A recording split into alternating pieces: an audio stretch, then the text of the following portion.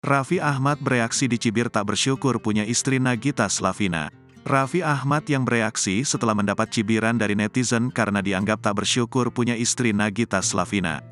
Artis Raffi Ahmad tidak tinggal diam dengan cibiran netizen yang mengaitkan ketulusan hatinya kepada Nagita Slavina. Ayah Rafathar, Raffi Ahmad langsung menyinggung sindiran tersebut karena mengait-ngaitkan Nagita Slavina. Sebab Raffi Ahmad geram dicibir tak bersyukur miliki Nagita Slavina.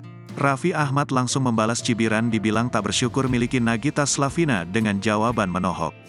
Melansir dari video lawas yang diunggah laman @lambegosip pada Rabu, tanggal 22 Maret tahun 2023, memperlihatkan cuplikan video Raffi yang menyinggung cibiran netizen terhadapnya. Itu netizen bilang kan, emang udah dapet istri kaya Nagita masih aja begini, ucap Raffi Ahmad. Ayah dua anak tersebut langsung berikan respon terhadap komentar pedas netizen yang mengatakan ia tak bersyukur memiliki Nagita.